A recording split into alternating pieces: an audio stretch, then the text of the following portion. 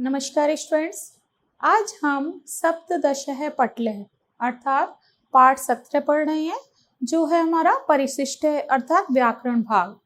परिशिष्ट है व्याकरण भाग क्यों है ये? क्योंकि हम इसमें शब्द रूप और धातु रूप पढ़ने वाले हैं, जिसमें हमने शब्द रूपों का पहले अध्ययन किया था और शब्द रूप में हमने अकारांत पुल्लिंग शब्द पढ़ लिए थे और स्त्रीलिंग शब्द भी पढ़ लिए थे। उसमें हमने पुल्लिंग के अकारांत, इकारांत और उकारांत शब्द पढ़े थे और स्त्रीलिंग में आकारांत शब्द रूप हमने पढ़े थे। जब हमें एक एक शब्द रूपों के शब्द रूप हमें एक जो अकारांत है या इकारांत है या उकारांत है वो हमें याद हो जाएंगे, तो उसके आधार पे अन्य जितने भी उसी तरह के शब्द हैं हमारे, उसका हम अध्ययन कर सकते हैं। वो हम अच्छे से उनका रूप बना सकते हैं, उससे हमें बनाने में बहुत सरलता रहती है। अब हम लिखेंगे नदी इकारांत।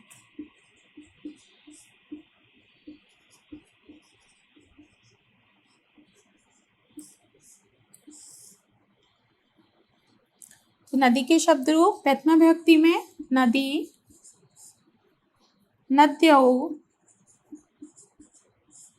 और नद्य है। द्वितीय विभक्ति में नदीम, नद्यौ, नद्य है। तृतीय विभक्ति में, द्वितीय विभक्ति में नद्य नहीं बनेगा रूप, नदी ही बनेगा।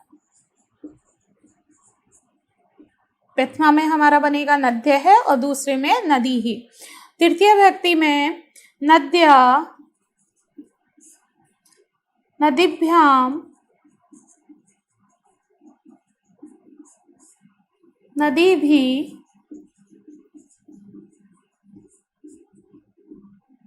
चतुर्थी विभक्ति में नद्यै, नदीभ्याम, नदीभ्य,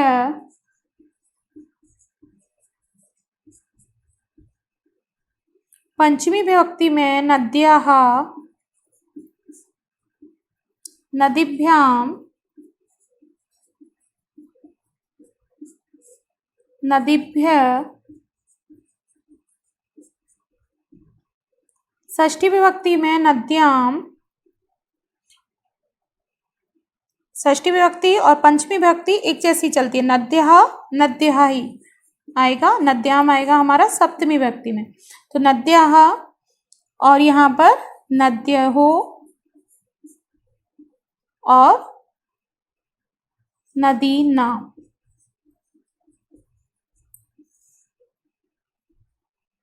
सप्तमी विभक्ति में नद्याम, नद्योः और नदीषु। और संबोधन में हे नदी, हे नद्यो,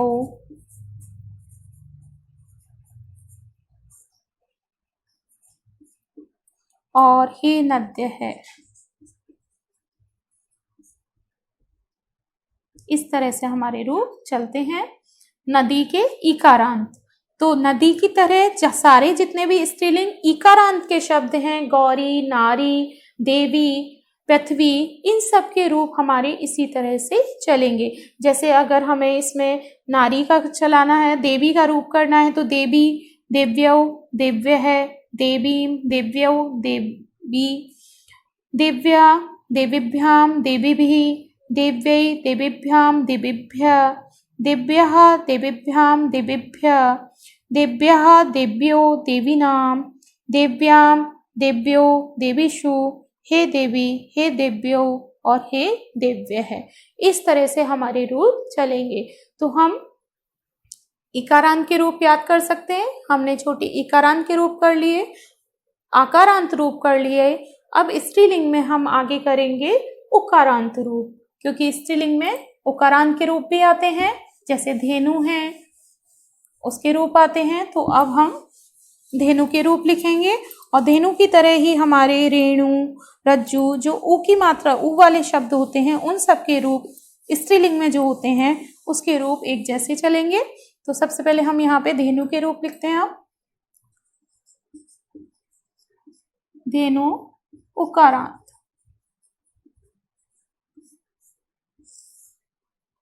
और ये हमारे स्त्रीलिंग में ही है। तो प्रथमा विभक्ति में धेनुः, धेनु, द्विवचन में, और बहुवचन में धेनवः। इसी तरह द्वितीय विभक्ति में धेनुम, धेनु, और धेनुः। तृतीय विभक्ति में धेन्वा,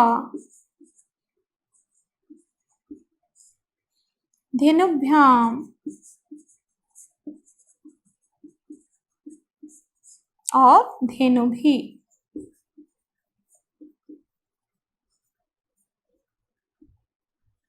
चतुर्थी विभक्ति में धेन्वई या धेन्वे भी लिख सकते हैं। धेन्वे, धेनुभ्याम, और धेनुभ्यः।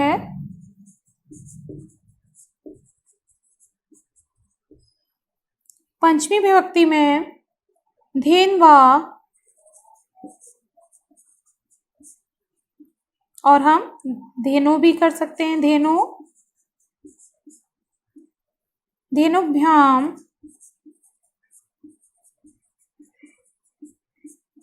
धेनुभ्यः।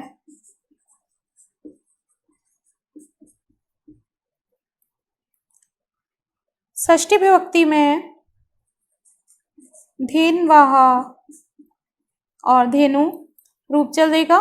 दोनों एक जैसे ही चलते हैं, पंचमी और षष्ठी विभक्ति के रूप। एक वचन में, द्विवचन में अलग हो जाते हैं। धेन्वौ और धेनु नाम, धेनु नाम, बड़े ऊ की मात्रा आएगी। सप्तमी विभक्ति में धेन्वाम,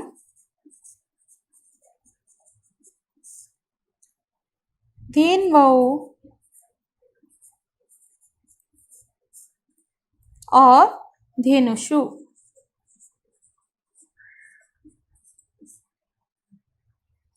इसी तरह संबोधन में हे धेनो,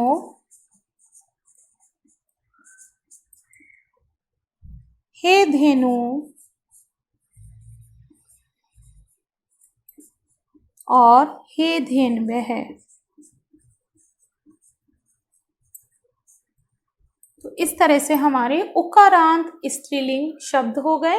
तो हमने स्त्रीलिंग में अभी जो है पुल्लिंग में अकारांत पढ़े, इकारांत और उकारांत पढ़े थे। स्त्रीलिंग में आकारांत, इकारांत, ईकारांत और उकारांत हमने शब्द पढ़े थे। तो इन सभी के अगर हमें एक एक शब्द रूप याद होंगे तो उसके आधार पर हम अपने सारे शब्द रूप स्त्रीलिंग के और पुल्लिंग के बना सकते हैं और उनको हम अच्छे से याद कर सकते हैं।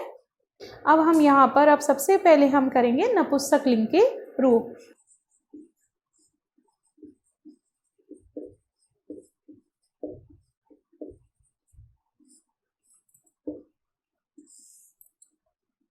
इसमें हम कार्य के आज शब्द रूप करेंगे। हम फल के भी कर सकते हैं, मित्र के भी कर सकते हैं, तो वो सभी एक ही तरह से रूप चलेंगे। तो सबसे पहले हम विभक्ति लिख लेते हैं यहाँ पर।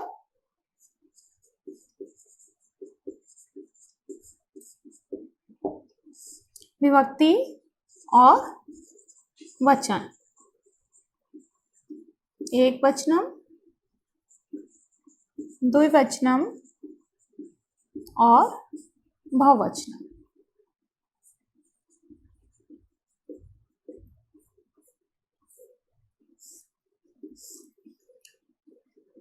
प्रथमा विभक्ति में सबसे पहले रूप बनता है हमारा कार्यम, कार्ये और कार्याणि।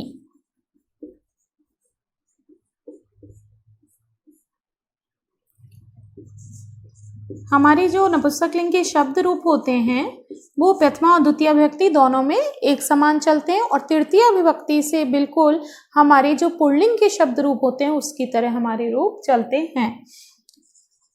द्वितीय विभक्ति में भी कार्यम, कार्ये, कार्याणि,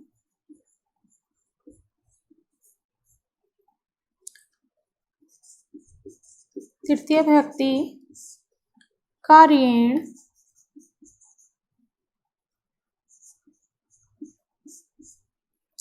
कार्याभ्याम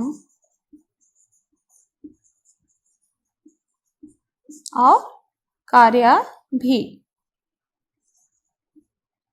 ये कार्य ही आएगा क्योंकि यह हमारा नपुंसकलिंग शब्द है और इसके शब्द रूप हमारे चलेंगे पुल्लिंग की तरह, और कार्य भी हमारा बनता है उसमें स्त्रीलिंग में, यहाँ जैसे बनता है उसमें रमा भी। चतुर्थी विभक्ति में कार्याय, कार्याभ्याम और कार्येभ्य।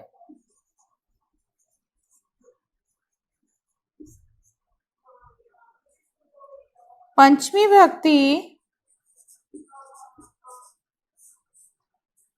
कार्यात,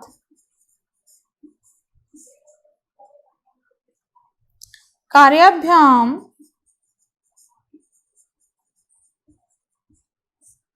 और कार्येभ्य।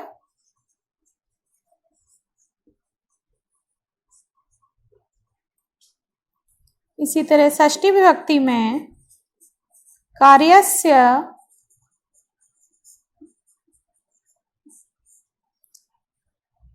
कार्ययो और कार्याणाम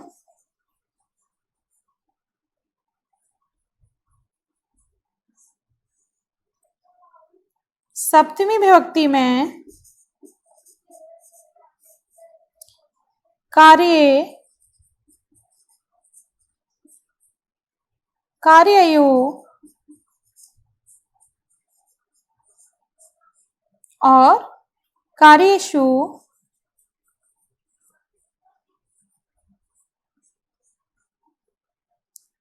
और संबोधन में रूप बनता है हमारा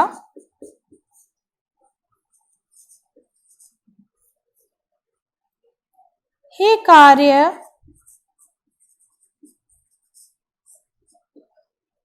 हे कार्ये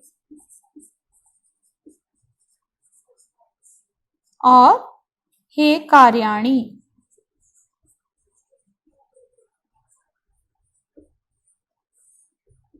तो इस तरह से हमारे ये रूप चलते हैं। अगर हम फल के रूप लिखें, मित्र के लिखें और पत्र के लिखें तो उसी तरह से हमारे रूप चलेंगे, जैसे फलम फले फलानि, फलम फले फलानि, फलेन फलाभ्याम फलैः, फलाय फलाभ्याम फलेभ्यः, फलात् फलाभ्याम फलेभ्यः, फलस्य फलयो फलानां, फले फलयो फलेषु, हे फल्य, हे फले और हे फलानि। इस तरह से हमारे रूप चलते हैं नपुंसकलिंग के।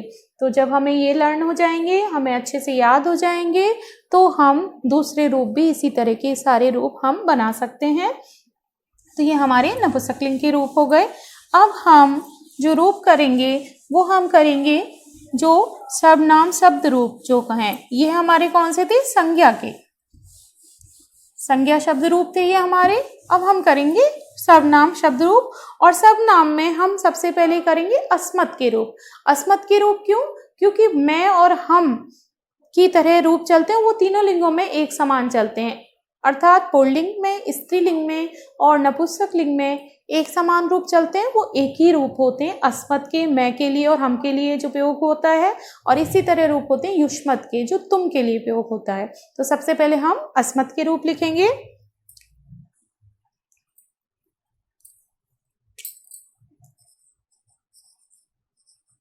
सर्वनाम शब्द रूप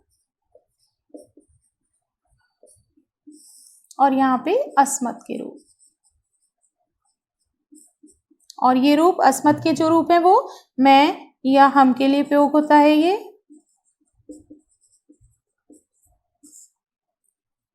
और तीनों लिंगों में एक समान इसके रूप चलते हैं। विभक्ति हमारी लिखी हुई है, इसी के आधार पर हम रूप लिखेंगे। अहम, आवाम और वयम।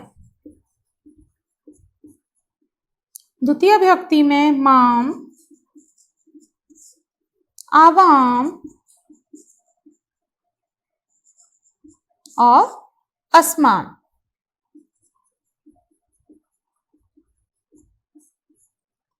तृतीय विभक्ति में मया, आवाभ्याम और अस्माभि।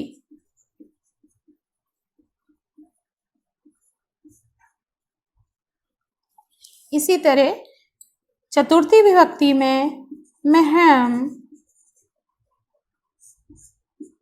आवाभ्याम और अस्मभ्यम।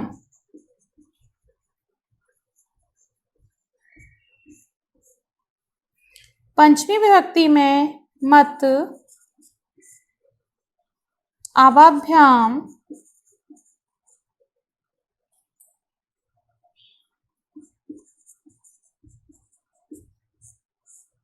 और अस्मत्। षष्ठी विभक्ति में मम, आवयो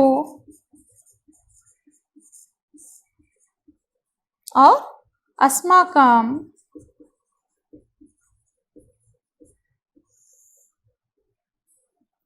और सप्तमी विभक्ति में मय, आवयोः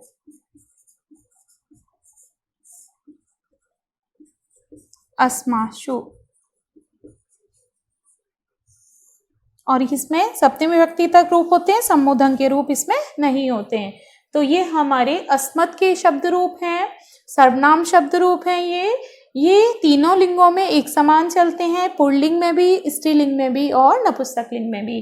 तो यहाँ दोबारा देख लेते हैं। अहम, आवाम, वयम, माम, आवाम, अस्मान, मया, आवाभ्याम, अस्माभि, महम, आवाभ्याम, अस्मभ्य, मत, आवाभ्याम, अस्मत्, मम, आवयो, अस्माकम, मय, आवयो, अस्मासु।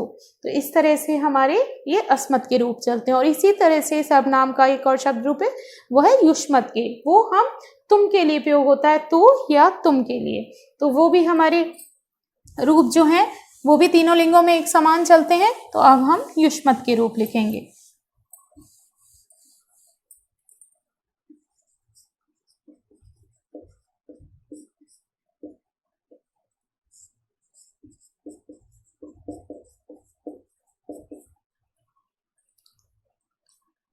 प्रथम विभक्ति में त्वम, युवाम और यूयम।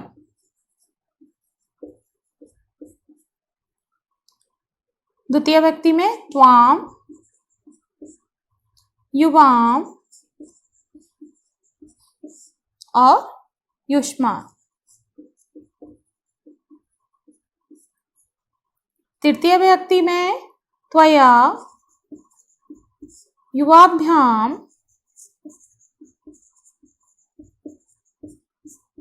और युष्माभि।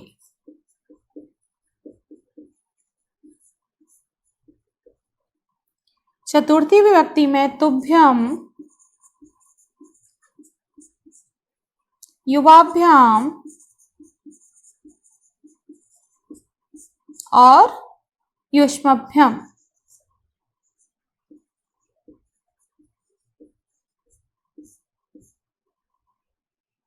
पंचमी विभक्ति में त्वत्, युवाभ्याम और युष्मत्।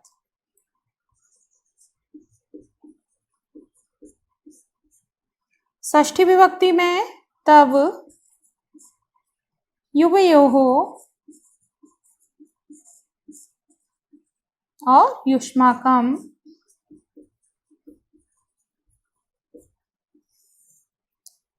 सप्तमी विभक्ति में त्वयि, युवयोः और युष्मासु, युष्मासु ये हमारा हो गया सप्तमी विभक्ति। त्वं युवाम यूयम, त्वाम युवाम युष्मान, त्वया युवाभ्याम युष्माभिः, तुभ्यं युवाभ्याम युष्मभ्यम, त्वत् युवाभ्याम युष्मत्, तब युवयोः युष्माकं, त्वयि युवयोः युष्मासु। तो ये हमारे सर्वनाम के शब्द रूप हो गए युष्मत् के। तो अश्मत् और युष्मत् के शब्द रूप जो हैं वो तीनों लिंगों में एक समान ही चलते हैं, अलग अलग नहीं चलते हैं। जैसे दूसरे जो होते हैं, जो सर्व है हमारा सभी के लिए होता है, वो पुल्लिंग में भी अलग चलते हैं, स्त्रीलिंग में भी और नपुंसकलिंग में भी। लेकिन युष्मत् और अस्मत् के रूप हमारे तीनों लिंगों में एक समान चलते हैं। अब हम सर्व के रूप देख लेंगे। जैसे सर्व में भी अगर जो पुल्लिंग शब्द हैं उसमें अलग चलेंगे, स्त्रीलिंग में अलग चलेंगे और नपुंसकलिंग में अलग चलेंगे। तो ये हमारी युष्मत् के शब्द रूप हो गए।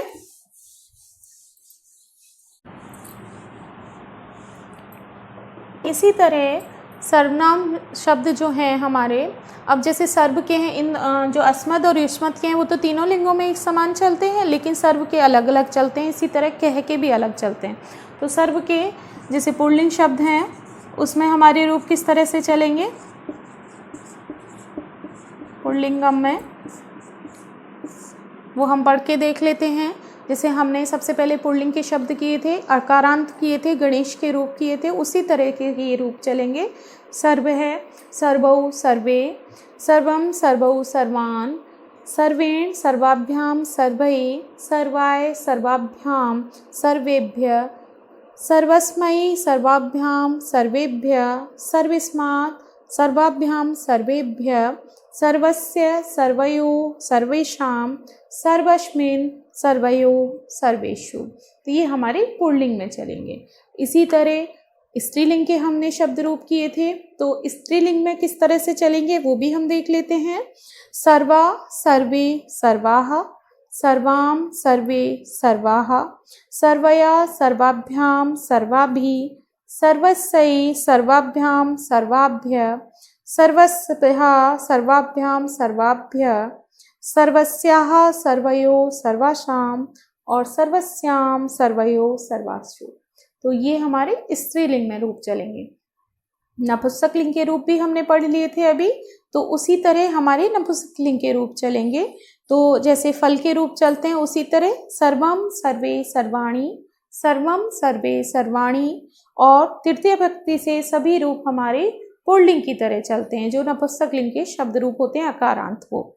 जैसे सर्वेण सर्वाभ्याम सर्वैः, सर्वस्मै सर्वाभ्याम सर्वेभ्यः, सर्वस्मात् सर्वाभ्याम सर्वेभ्यः, सर्वस्य सर्वयोः सर्वासां, सर्वस्मिन् सर्वयोः सर्वेषु।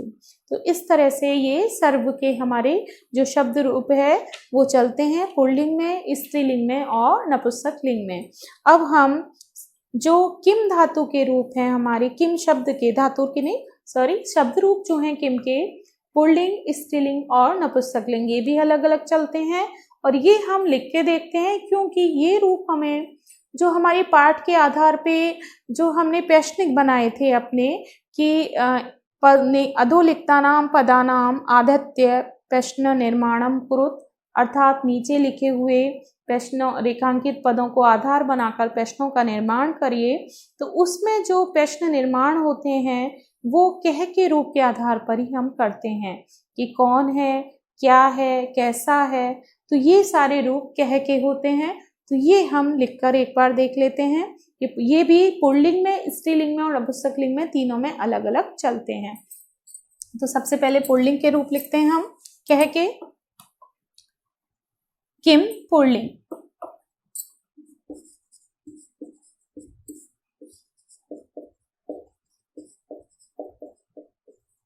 किम पुल्लिंगम। और किम का जो अर्थ है वो तीन में चलता है, कौन, क्या, कौन है, क्या है और कैसा है। तो किस में चलता है। तो अब हम सबसे पहले कह के रूप लिखेंगे सप्तमी विभक्ति तक, वो भी पुल्लिंग के। तो इसके कह, कऊ और के, जैसे हमारे तद जो सर्वनाम शब्द है उसके रूप चलते हैं सह, तऊ, ते, उसी तरह इसके रूप में कह, कऊ, के, कम, कऊ, कान, तृतीय विभक्ति में केन, काभ्याम, कही, चतुर्थी विभक्ति में कस्मई, काभ्याम, केभ्य, पंचमी विभक्ति में कस्मात, काभ्याम, केभ्य,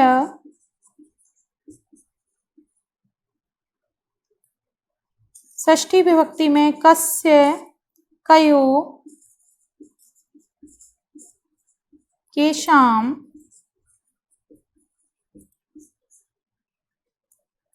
और सप्तमी विभक्ति में कस्मिन, कयो, केशु, कस्मिन, कयो और केशु। तो हमने ये पुल्लिंग के शब्द रूप पढ़े हैं। इसी तरह से स्त्रीलिंग में भी बनते हैं। जब स्त्रीलिंग में प्रश्न बनाना होता है, हमें जो उत्तर हमें स्त्रीलिंग में दिया होता है, तो वहाँ हमें प्रश्न भी स्त्रीलिंग में बनाना होता है। तो वहाँ हम स्त्रीलिंग के हमारे ये शब्द लगाते हैं। जहाँ कोई हमें वाक्य में नपुंसक लिंग का दे रखा होता है, तो वहाँ हम नपुंसक लिंग के लगाते हैं। और जहाँ पुल्लिंग का हमें प्रश्न बनाना होता है, उत्तर हमें पुल्लिंग में दिया होता है और पुल्लिंग में ही प्रश्न बनाना होता है, तो वहाँ हम ये वाले रूप लगा के प्रश्नों का निर्माण करते हैं। तो इसलिए इनका ज्ञान होना बहुत आवश्यक है, तभी हम अपने पाठ के आधार पर जो प्रश्नों का निर्माण करना है वो कर पाएंगे। तो ये हमारे पुल्लिंग के हो गए। कह, कऊ, के, कम, कऊ, कान, केन, काभ्याम, कही, कस्मै, काभ्याम, केभ्य, कस्मात्, काभ्याम, केभ्य, कस्य, कयो, केशाम, कस्मिन, कयो, केशु। तो ये हमारे पुल्लिंग के हो गए। अब हम स्त्रीलिंग के लिखेंगे।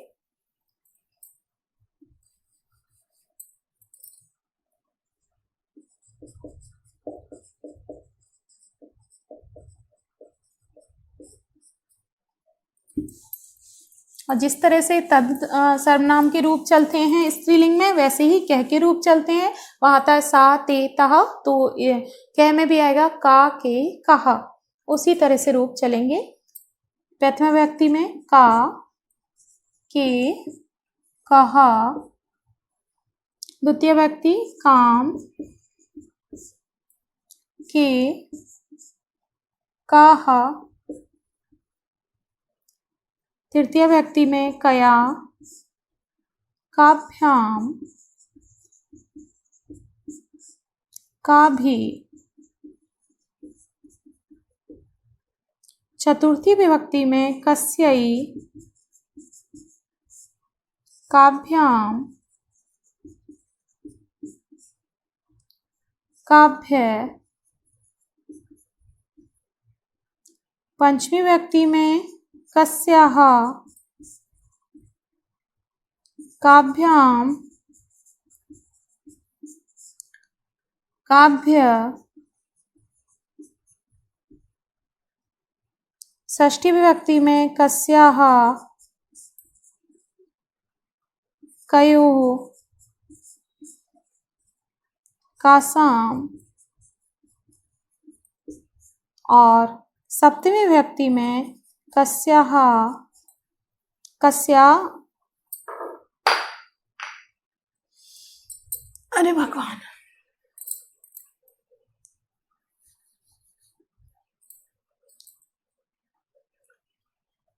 सप्तमी विभक्ति में कस्याम, कयोः और कासु। तो इस तरह से ये हमारे स्त्रीलिंग में रूप चलते हैं किम के। का के कहा, काम के कहा, कया काभ्याम काभि, कस्यै काभ्याम काभ्य, कस्याः काभ्याम काभ्य, कस्याः कयोः काशाम और कस्याम कयोः कासो। इस तरह से स्त्रीलिंग के रूप होते हैं। अब हम इसके नपुंसकलिंग के रूप और लिखते हैं कि वो रूप किस तरह से चलते हैं।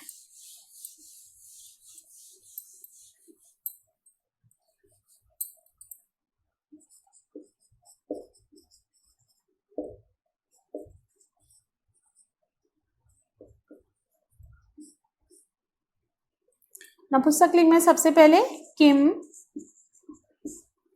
के, कानी, जैसे वहां पर होता है फलम फले फलानी, उसी तरह से। और द्वितीय विभक्ति में भी किम, के, कानी, प्रथमा और द्वितीय के रूप एक जैसे चलते हैं इसमें। उसके बाद में सभी रूप पुल्लिंग की तरह चलेंगे। तृतीय विभक्ति में केन, काभ्याम और कही, चतुर्थी में कस्मै, काभ्याम और केभ्य। इसी तरह पंचमी विभक्ति में कस्मात्, काभ्याम, केभ्य। षष्ठी विभक्ति में कस्य, कयोः, केसाम और सप्तमी विभक्ति में कस्मिन्, कयोः, केषु। तो इस तरह से हमारे ये नपुंसकलिंग के शब्द चलते हैं। शब्द रूप, नपुंसकलिंग के शब्द रूप सबसे आसान है याद करने में, क्योंकि इसमें सिर्फ जो प्रथमा और द्वितीय विभक्ति के रूप हैं वो एक जैसे चलते हैं। बाकी जो तृतीय विभक्ति से जितने भी रूप हैं वो हमारे पुल्लिंग की तरह चलते हैं। इसलिए क्योंकि ये पुल्लिंग के ही रूप हैं जो अभी हमने पढ़े थे, तो ये पुल्लिंग की तरह चलते हैं तृतीय विभक्ति से, तो याद करने में हमें सरलता रहती है। तो इस तरह से हमने जो है पुल्लिंग के, स्त्रीलिंग के और नपुंसकलिंग के संज्ञा शब्द रूप कर लिए, और उसके बाद में हमने सर्वनाम के भी शब्द रूप कर लिए। तो शब्द रूप अगर हम इतने शब्द रूपों को याद रख लेंगे तो हम आसानी से, सरलता से अपने प्रश्नों का उत्तर अच्छे से दे सकते हैं।